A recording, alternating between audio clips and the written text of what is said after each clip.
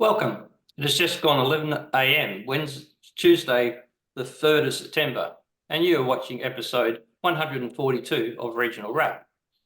Regional Wrap, providing an insight on the issues affecting regional Australia and giving a voice to regional residents. My name is Bill Bates, and joining me on this episode is my guest, Sharon Vella.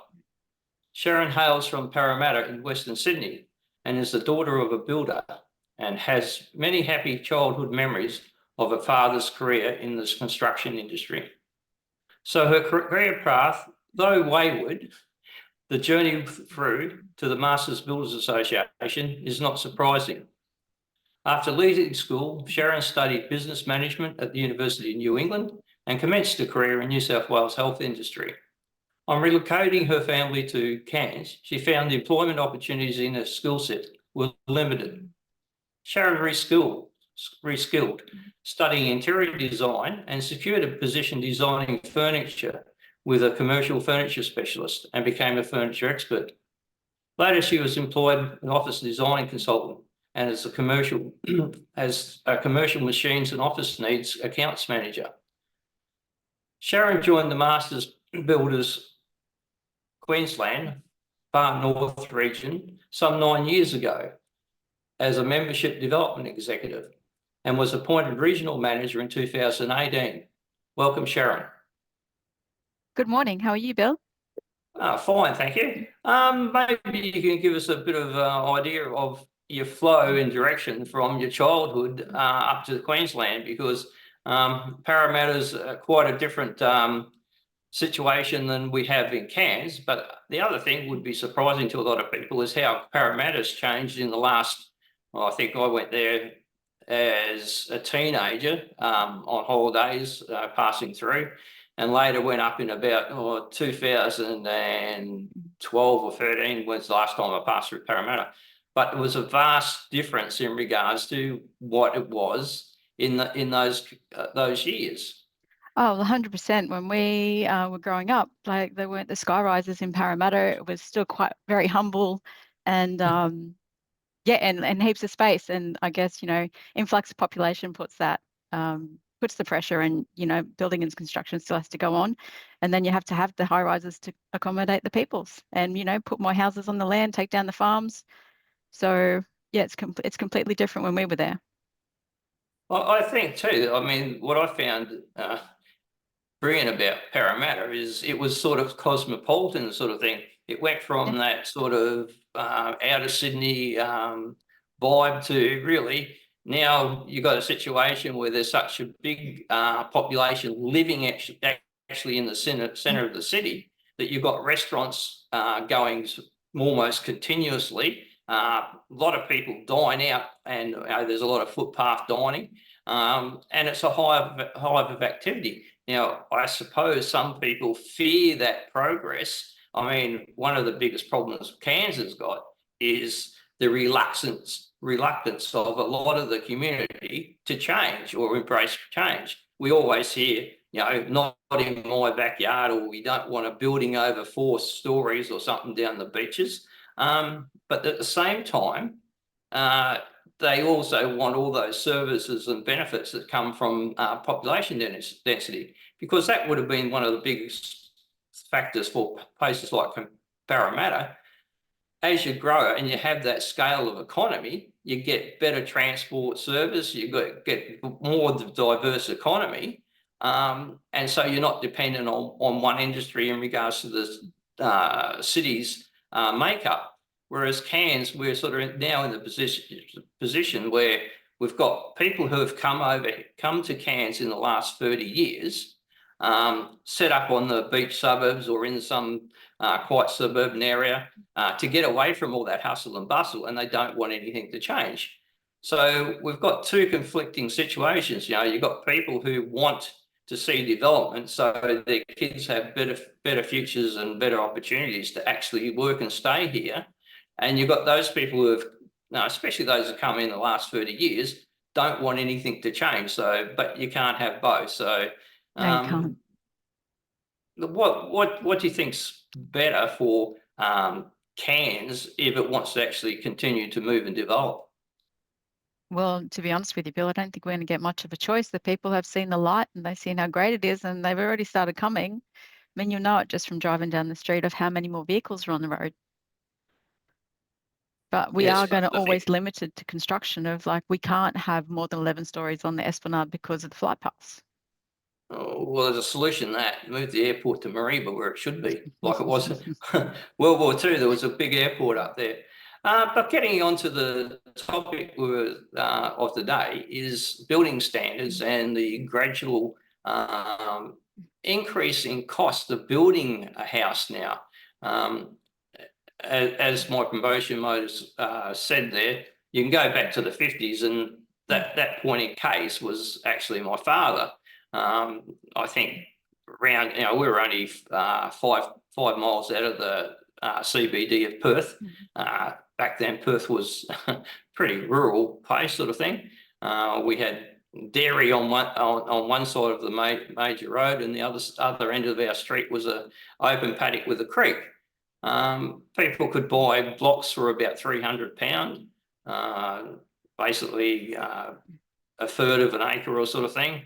Put in a septic tank and then go from there. And it was, I think most people in those days had a pretty good idea in regards to the structural integrity of the houses they were building, but not so much importance to the aesthetics. So a capable person with a few mates and a qualified electrician and plumber could put a house up in a matter of 6 months, and for less than £1,000. So obviously things have changed. More rules have come in, but have we got to the situation where we're just creating more rules for building that are not really focused on better buildings or safer buildings, but aesthetics and sort of energy requirements? Oh, 100%. Like the NCC changes have brought in many things, and one of them is the energy efficiency. And it is increasing the cost of just a standard home, like between 8 and 20 grand, just to have your building to come compliant to meet a 7-star regulation of the NATIS scheme. I mean, what that means is people have to put solar on their roof, for instance, but yet Ergon mightn't have the capacity to take the reading from the panels. So they've got panels that are deemed useless on their roof. And But it's the other all thing to is, a lot get, of houses are not sited well to take advantage of the sunshine, because their aspect, Mhm. or maybe other people shaded trees or other buildings around them. That's right. And to meet the 7-star, your orientation on your block has to be in a certain way, which then could deem even less on your solar panels, because for airflow, it has to be the right to meet those stars. It is ridiculous, and it's all to save like $180 a year. But the other thing is too, these standards are sort of national, but we are a huge continent. All right, we're a single nation, but the people down in Tasmania, they're approaching 40 degrees latitude south, and the Mm. people up on the Cape and Darwin, they're approaching 10 degrees latitude south. There's a wide variation in climates and that. It's sort of ridiculous that you want to make uh, a uniform standard when there's such a difference in climates. And the other thing, it seems to me that it also, these standards are so extreme, you could almost build a house, above the Arctic Circle, and it would meet the requirements, sort of thing. And we just don't need that. No, we don't. Why have we gone to this one size fits all in regards to building standards, regardless of the location you are in Australia? The government has deemed it to be a good idea, and they have put it into play. I mean, the fact that you're going to turn, like a builder will have to turn around to someone and say that they can't have a black roof and they can't have everything that they want. And they can't have these windows in these places because that won't meet the compliance. So we're just being dictated to. And Master Builders has been quite active in talking to both LNP and ALP members about these changes, and that the government has to change it. They have to push back some of these NCC changes, because there's not only your energy efficiency, but there's also accessibility, which means that you have to have a an accessible toilet in your building as if you're in a wheelchair. So you have to have your 1.2 meters clearance from the pan. You have to have a shower that's accessible for someone in a wheelchair. And I'm not saying that, you know, these people don't deserve to be in their homes, but it's just adding so much money to build a home. Isn't there also a requirement for wider passageways and doorways, or they're trying to look at Correct. that? Yeah, So it has to be 1.2. Yeah. And the door size is supposed to go to about 900, I think. That's Well, correct. the standard manufacturers for making doors is 820. There's millions of them produced every year, and the factories are set up. Suddenly, you want to insist on 900 doors. That changes the whole system in regards to what the manufacturers have to do to comply to make those doors, 100%. which is extremely expensive. Then you've got the problem, well, all right, we've got to make new doors at 900, but then a lot of people in older houses before that want an 850 door. So if they want a replacement, we've still got to build an 820 door for them as well. So we now got this duplicate cost and overhead. So it puts up the price on both products. Yep. And the fact that the supplier manufacturers have to hold stock of both. So increase for everybody. Yeah. And how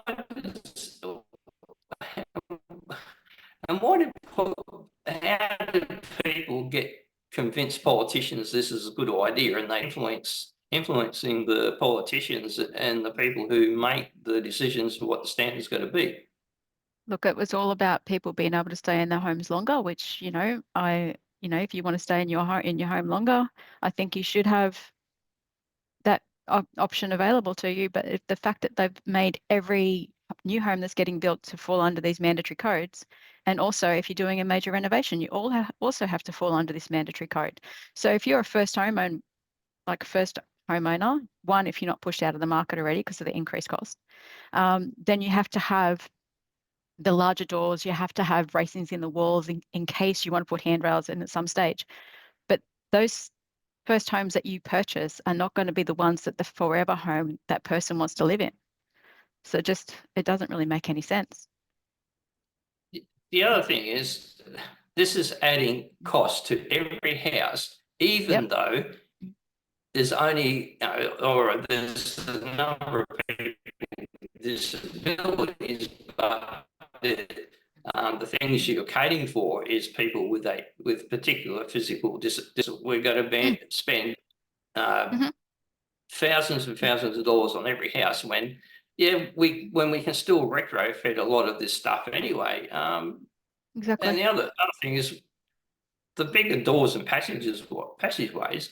I mean, all right, people are getting a bit more obese, but gee whiz, I mean, I've had a medical incident in my home, and it's just standard and that. But the medical people, the paramedics and other people who come to help out, they have the means to get most people out of the situation and provide care for them. So that's not really the problem. It seems to be a measure of desirability for a small portion of the population. But we also have the situation where we're quite capable, and the government has had schemes where households can have these sort of things retrofitted. Yep. With cost to the taxpayer. Yep. Look, it's going to add between $45,000 to $65,000 to your home. Like, that's a huge additional cost that you're going to have to wear for a mortgage to meet these energy efficiency and your accessibility. But you've got to multiply that by every house that's built and say, well, now we're taking X billions of dollars out of the economy that could go into the disposable income economy, now going into a necessity. That makes it that takes money away from the ability of people to spend money on other goods and services. pleasure, eating out, and 100%. just generally enjoying life. So we're committing people to spending anything up to, you know, $60,000 or $70,000, and having to take a mortgage out for that amount of money over 20, 30 years or whatever. So they're now saddled with this now essential cost and no longer have that for disposable income, enjoying their lives, enjoying their home, and in general, just adding to misery. Yep. So you have to pay all that extra money about stuff you have no choice about.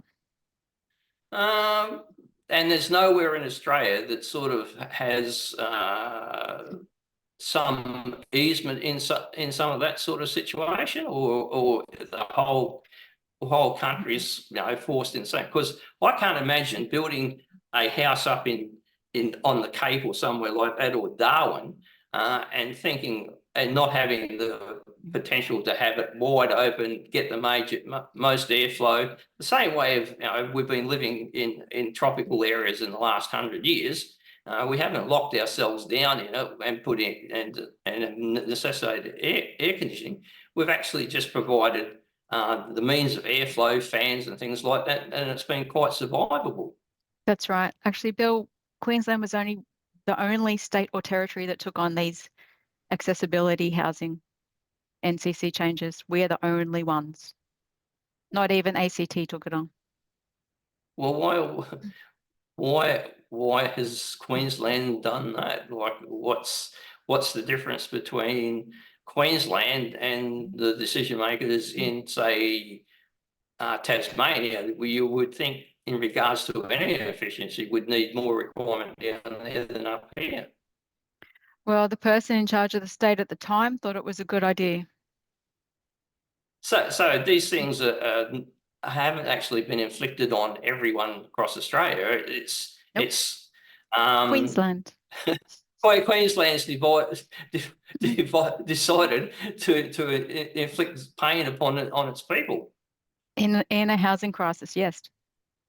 Well, that beggars belief, you know. And I mean, obviously, I've seen the petition in regards to master builders and that, but are you getting any traction from the other side of politics or other parties or that, or is it going to be the same old problem that there's a bureaucracy in there, and it doesn't matter whether you change the politicians, the bureaucracy is still going to come out with the same messaging and sort of drive the politicians into backing them?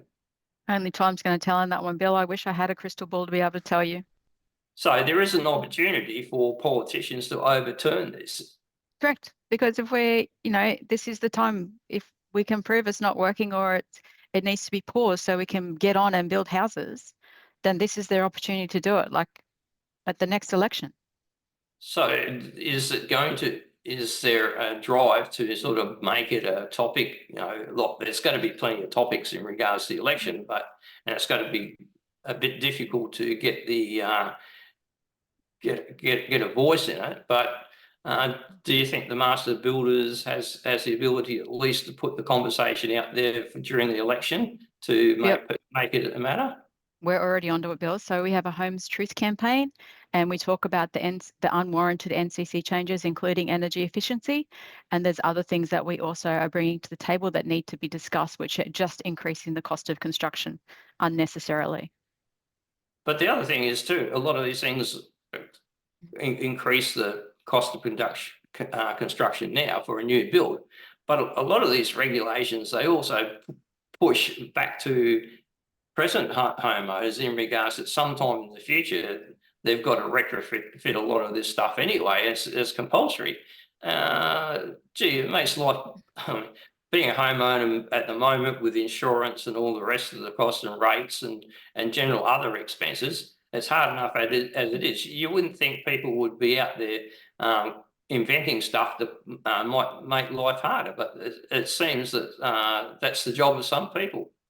Yeah, look, as an organisation, we haven't agreed and been pushing back for a very long time against all of these changes, and not being listened to. And they've been brought into place, and now we're you know, still talking to government about pausing these so we can get on, as I said before, get on and build some homes to get people into their houses.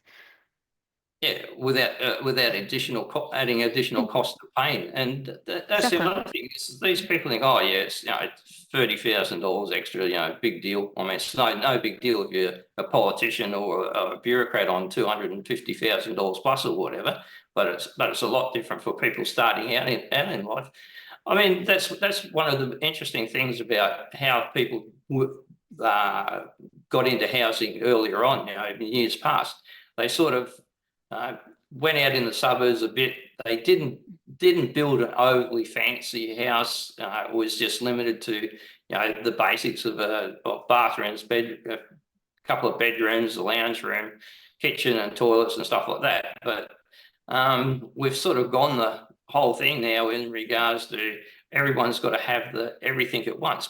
Do you think there should be maybe new zones when they have land releases for more basic housing, so people can have some chance of getting into the house at a reasonable cost, continue to get some appreciation and value of their property. So when they've outgrown the house, they can get a bit of capital gains and move on and get something more appropriate or something they are more aesthetically pleasing.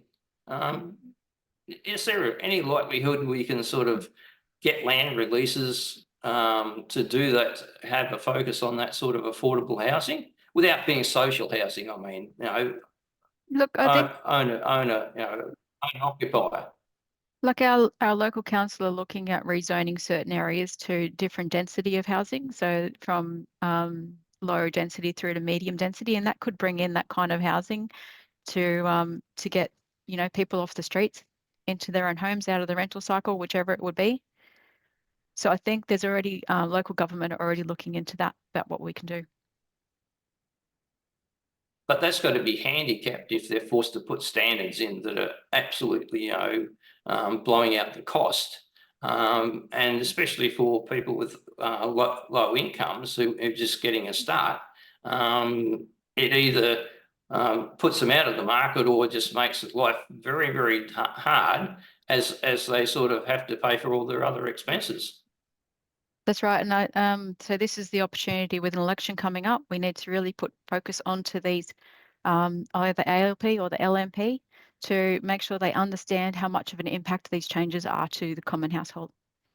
Oh, and the minor parties, I think this election will probably see some opportunity in regards to there'll be people reconsidering how they voted before, and there might be a flow to the minor parties. So Yeah, they might be. I would expect they would be more approachable and sort of amenable to at least raising this issue. They all want votes. That's it. Yeah. The more we talk to, I think the better off we are.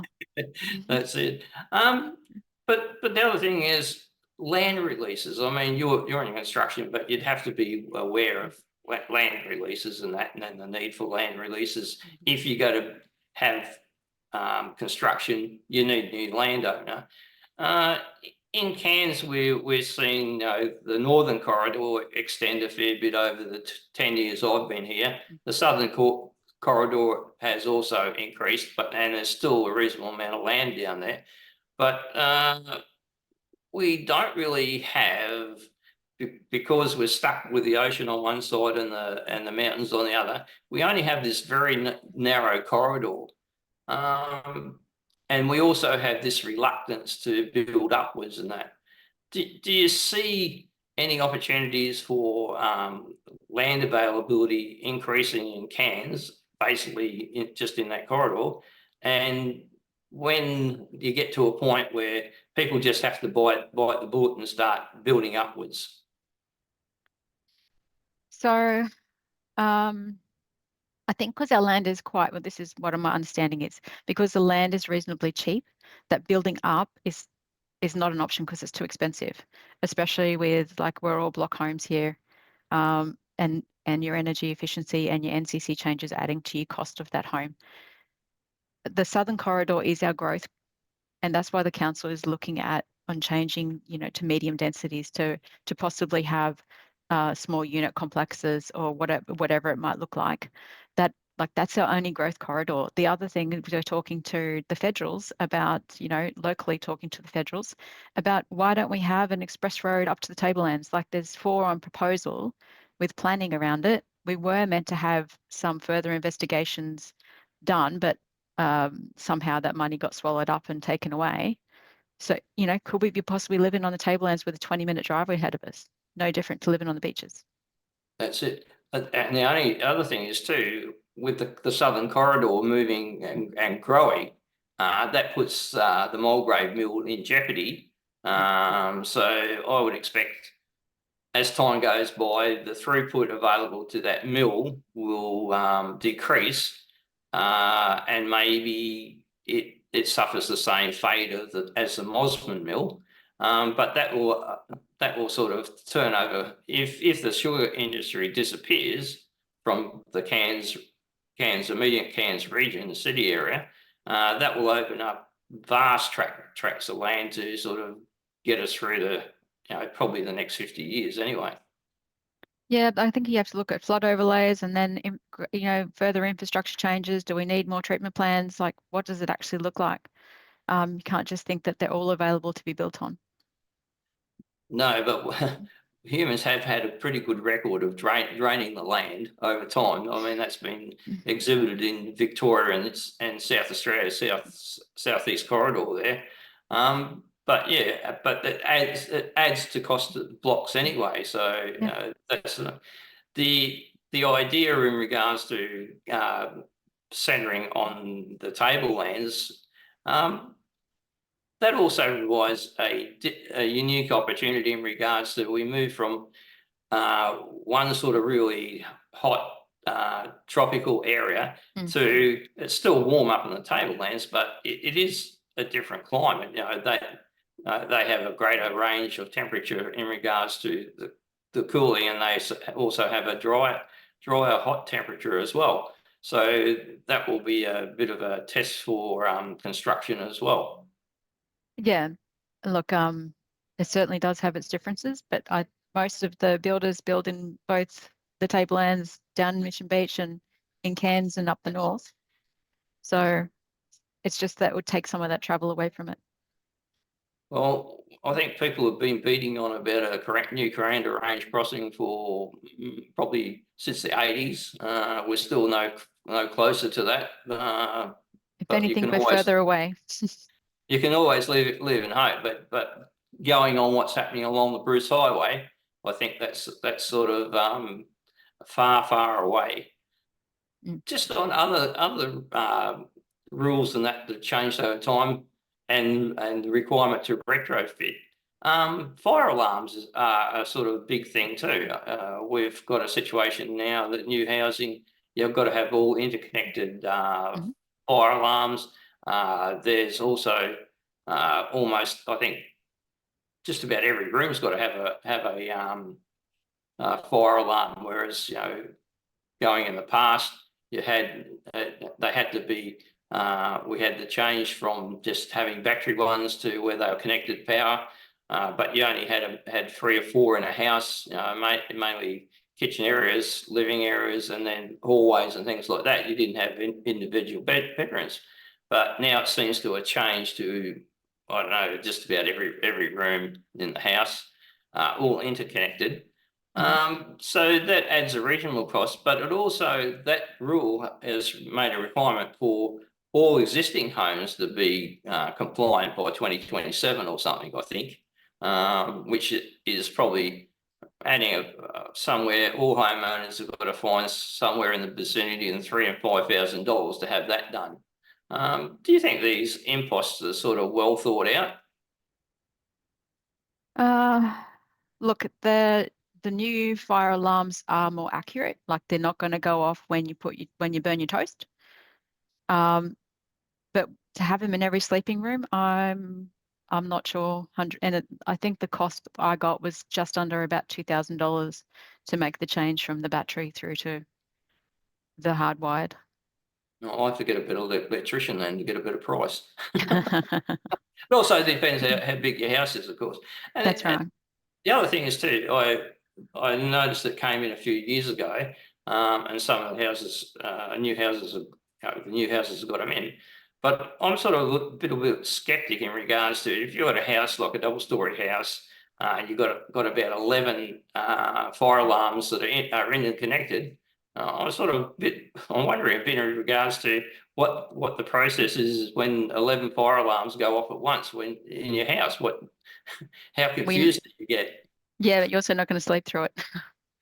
You're not going to sleep through it, but which one? Where is the fire? Where's it coming from? Yeah, exactly. So it's sort of, at least in the old system, I still think well, the ones I got are loud enough. It doesn't matter where you are in the house, but you know basically which direction it's coming from, and it doesn't take you long to find out exactly the source of the fire if there's one.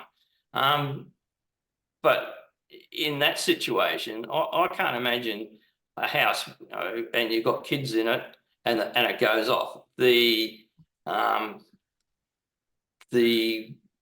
frame of mind you're in a panic situation, and then got to look after, provide for the safety of some young children's babies and things.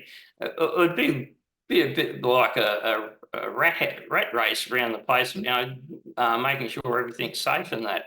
I know that these things are brought in after there's been a coronial inquiry or something, but then when you look at the coronial inquiry, the situation was that the bloody house never had any fire alarms in the first place, or where the fire started out, especially when some of these older buildings where they were originally a Queenslander and now they've started to occupy the lower areas or have activities down there where either garage or workshop or even a living area, and they've failed to put even one detector down there. So there seems to be this problem where there's an overreaction to so many things rather than some good, thoughtful process. Do you see a situation where maybe when they have these thought bubbles that we've got to saturate the whole house with alarms or some other facilities, that there's not a better consultant process with industry and consumers to get a better outcome rather than just a directive? Every living space will have a fire alarm. Every laundry will have a fire alarm. They'll all be interconnected and things like that. Do you think we can have a better process that gets better outcomes than that? Well, we've got to have a better process. Huh? It's got to be a better process. There's got to be more consultation, especially with consumer. And the other thing is that seems to be the last thing the government always says when they're bringing in any legislation, it doesn't matter if it's restricting farmers from land use or buying up land and closing it off. They always say we could go to consult, but usually that when they do consult, it's a pretty ordinary process, and the outcomes is usually always to what their narrative was in the first place. Do you think the Masters Builders organisation has got enough muscle or ability to take these issues and get them addressed properly, or do they need the assistance of more people in, say, the building industry, like suppliers and developers and all those sort of things? I mean, it would be much better to have a bigger group of people pushing the cause rather than just, a single group. It's a hard one to answer, Bill, because we work closely with lots of different industry partners, and we do voice our opinion very regularly on all of these all these boards that bring in these conditions, and it's whether we're being heard is the problem. So if the person's already gone into, the government's already made up their mind, consulting with us, it's just falling on deaf ears, is what's happened in the past. What do you think do you think it's the politicians or the bureaucracy that's the sticking area? is it the lack of access to politicians that are making, who are ticking the box sort of thing, or is it the sort of more of a willfulness in regards to the bureaucrats that manage the system? Or you don't want to answer that? No, I don't want to answer that one. I saw that on your face straight away. I thought, gee I whiz. don't have the answers for that one. No, but it does sometimes. We do have expectations when we change governments that we have different outcomes, but then the reality is that it still ends up the same because they're still provided with the same information and experts guidance. In regards to cans, how would you like to see, as a person who's got a bit of an overview of the whole layout of the building industry and the way things have been developed across pockets of cans, what would you like to see as we move forward? Because we've just had the results of Cyclone Jasper. Not that the cyclone was an issue. I mean, let's face it, it happens, and the wind blew, and it was a bit of a worry. And it was next morning. We were told it was all over Red Rover, and then by the following night, we had 600 mils of rain dumped on us, which changed the situation completely. So it was the rain event. Do you have a bit of perspective in regards to how we can?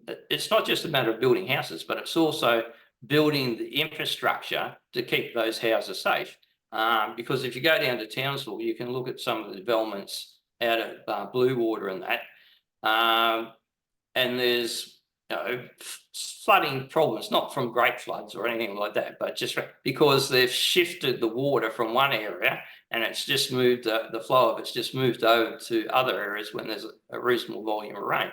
So do we also need to, and have we got the ability to have more input to town planning to ensure we safeguard those estates and houses that we do build? Some of those areas were already flood zoned from my understanding.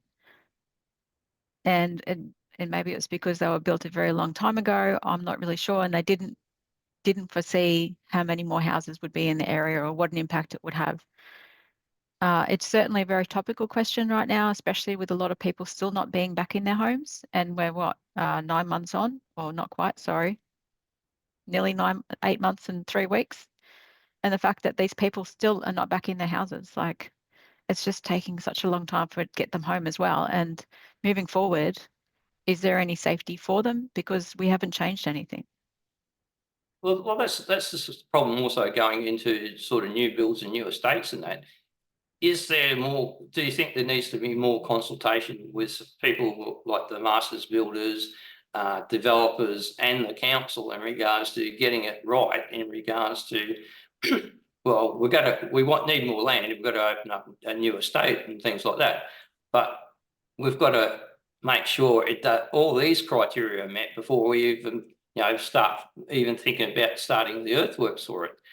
Do you think there needs to be a better panel system or that, rather than just the council? Do you think it needs to be made up of people in the building industry, people and organisations like your own and the council, to have those discussions long before subdivisions are even become thought of? Bill, there's already UDIA already work with council, and they work with other town planners and staff to address all of these development issues. So unfortunately, it's not a realm that I am involved in that much. But there is definitely consultation with the industry body, with external consultants, as well as council when we're in the development stage, to ensure that moving forward, these matters don't happen again. I suppose, yeah, well, I suppose at the moment, but I was talking to one of the professors from JCU, And one of the big issues for cans that's not really spoken about a lot is slippage, land slippage. Apparently Cairns is has quite a problem in regards to land slippage, and you don't really have to get up too high before you can encounter problems in that. But all those factors need to be worked into it. But in regards to moving forward, like you said, you put the proposition out there that land is reasonably cheaper in Cairns, or that's a matter of people. Depends on what people's pockets are. But that's true in regards to what's happening in Melbourne, because in Melbourne you can come across an old house and they want to, or it doesn't even have to be old. You know, it might be selling for 1.2 million or something. If you knock it down, the block is still worth $1 million. Whereas that's not the case here. But when do you think that crossover comes where the ability or the need or the opportunity to build up overtakes that of building out, sort of thing? What sort of price point are we looking at for land when building up starts to pay for itself? It's probably when it's getting to the 4, 5 pluses for a block, because it's going to cost you that much to build a dwelling. Yeah. Well, like a single story. Yeah. Well, I am surprised in some areas single blocks seem fairly hexy, but it's a matter of perception in regards to where people want to live versus other places. But there are in Cairns affordable blocks on the scale of things, but you can just cross into another suburb and it comes another sort of conversation. But the other thing is, how do we also address, if we're going to move to smaller housing and have more units and things like that, or duplexes, how do we address, and is the Masters Builders addressing the situation with strata title? Because I've found the problem is, some people have got a reasonable backyard, or even the side of the house is quite big enough for another block.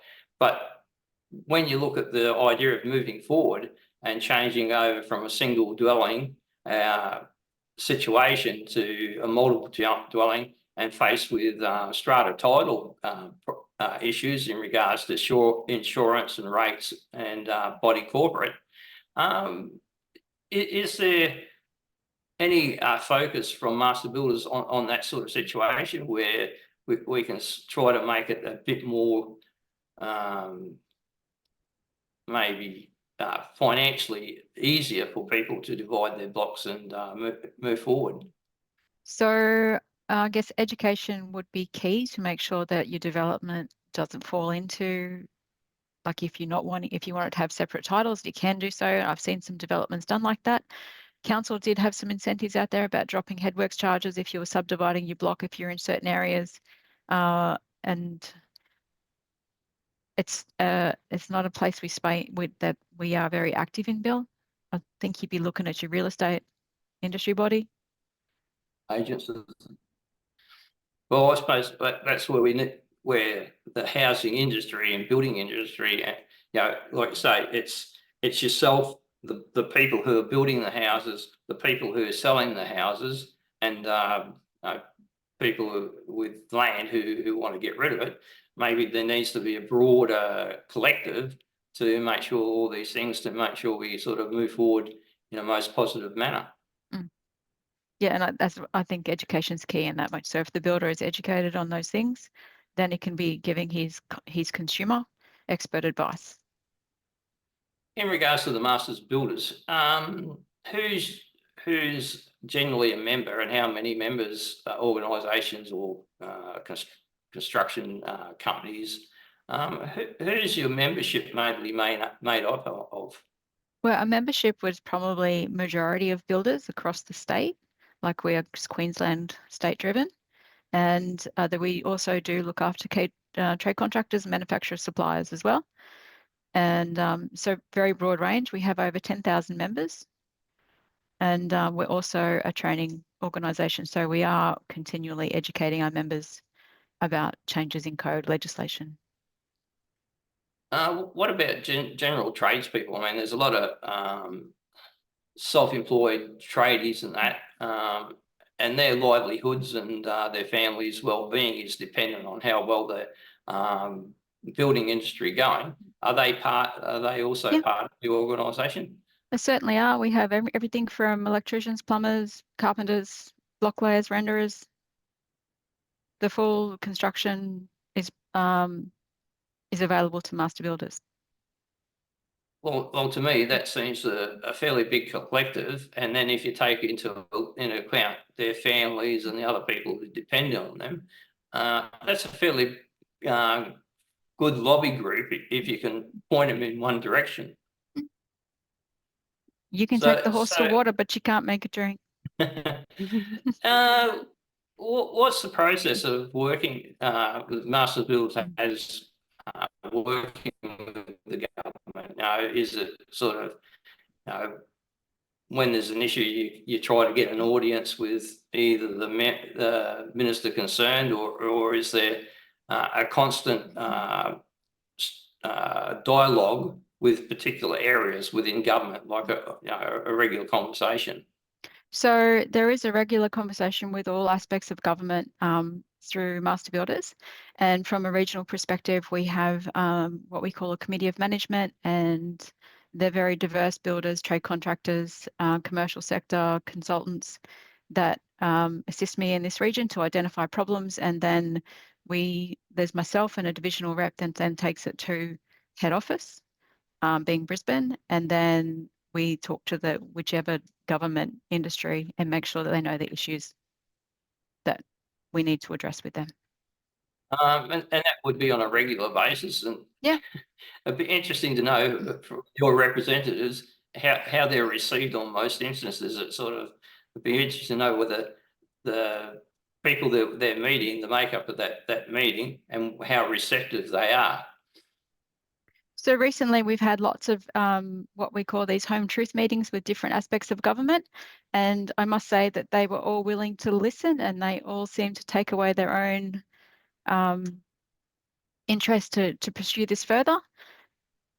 But I can't comment for where it goes from there, because I simply don't have that information. Well, I suppose we'll only see if there's a change in policy, or we get some sense out of the situation. In regards to cans in particular, what do you see as the main roadblocks for us moving forward in regards to development of our housing sector? Do you think it's price? Is there a need for more government infrastructure, like headworks and things like that, water supply, better major roads, which outside the developers area? What are the key things that you think we need for us to sort of take advantage of any natural advantages we have? So I think you've mentioned them all. So the fact that we need better infrastructure, we need better sewage, we need the water.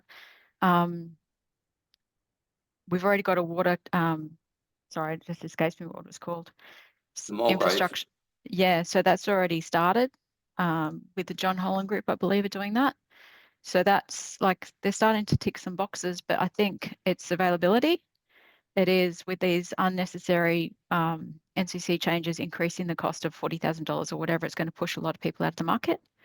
So then you're going to say goodbye to those first homeowners, because they're not going to be able to afford to come through, especially with interest rates the way they are. So there's a lot.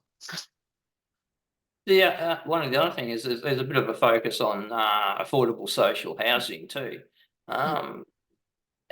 Does the master builders and other construction type people have a conversation about that, or input into that conversation? Because we know it's all very well to build social housing, but if you don't have the amenity and the services and things like that there, it becomes a completely different problem. You go from, all right, you have people who couldn't afford housing and maybe homeless or, struggling along, but then you create another social problem. Is there a lot of input from the private sector and yourselves in regards to shaping those sort of social housing developments? There certainly is. We're constantly meeting with Housing Public Works, and even locally here, the council holds information sessions or workshops around, and they invite all different facets of industry, banking, everyone into the room to discuss what it's going to look like and, what changes we possibly need to make. Well, So we very have active. had experience with social housing over the period, and we've seen things like out at the the Palms or something like it. It was a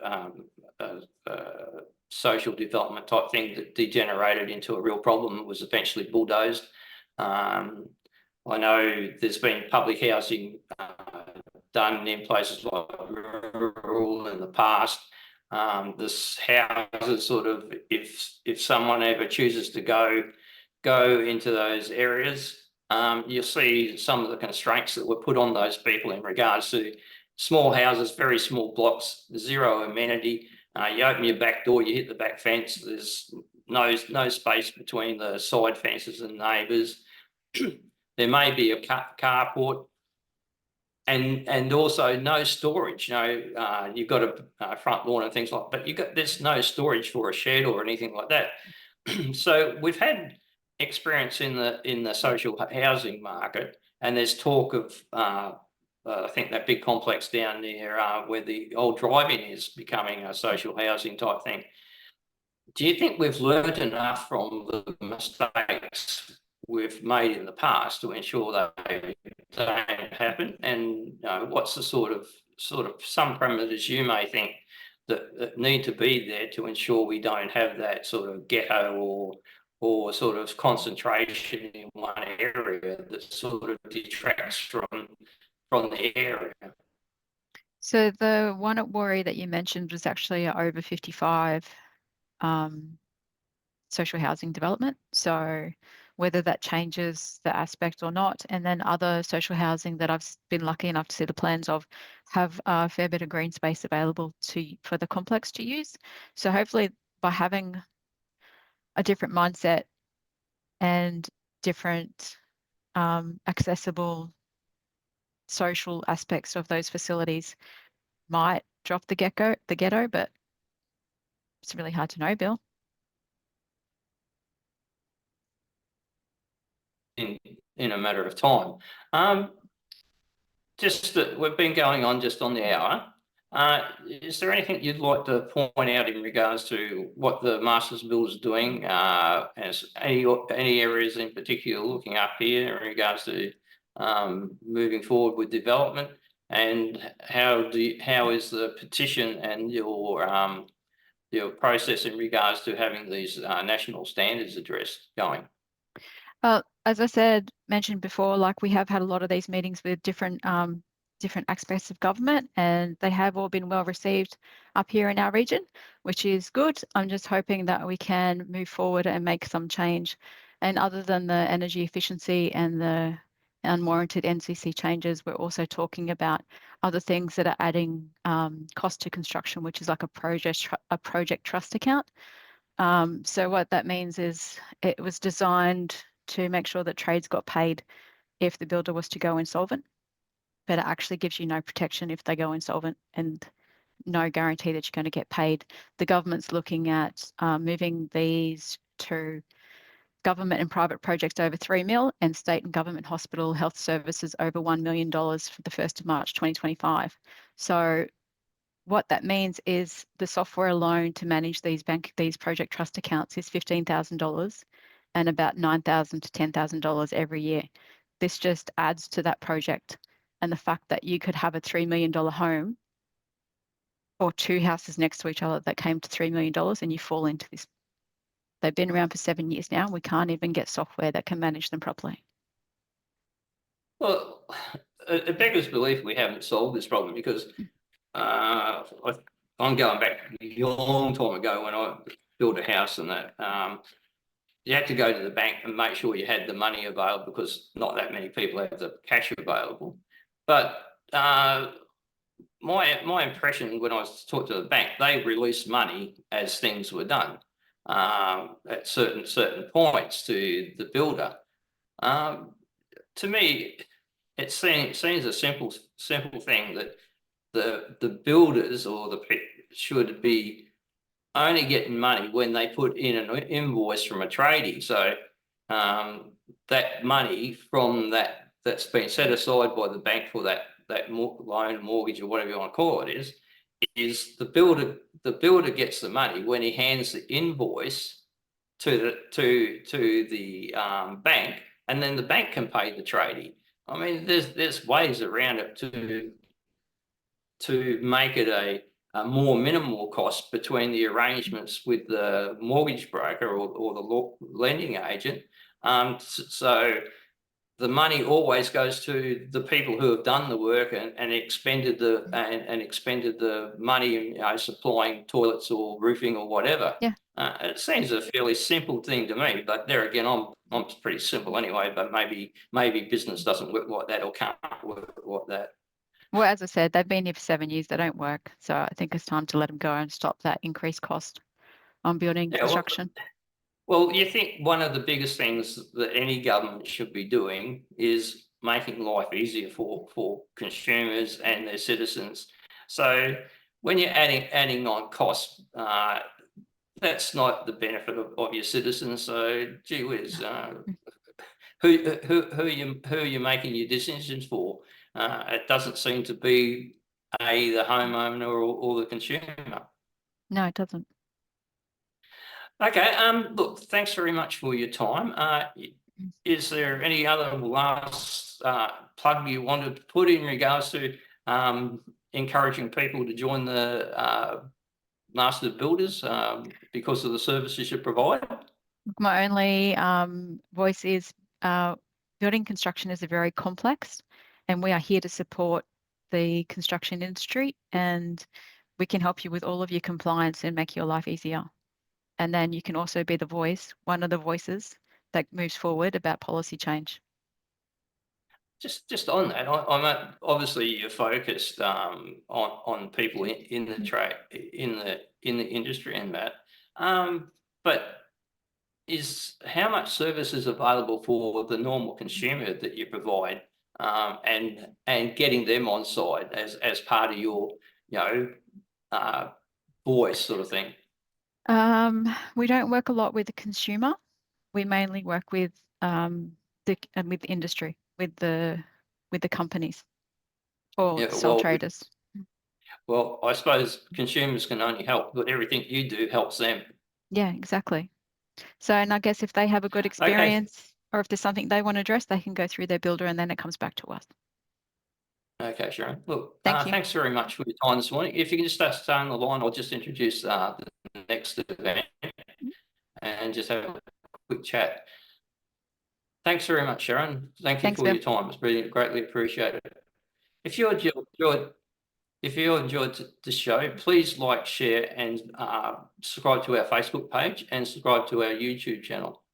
My next interview will be with Phil Donato, the member for Orange in New South Wales, and we'll be discussing the impact of government policies on regional Australians and industries. So please join me Wednesday at 7 p.m. Thank you.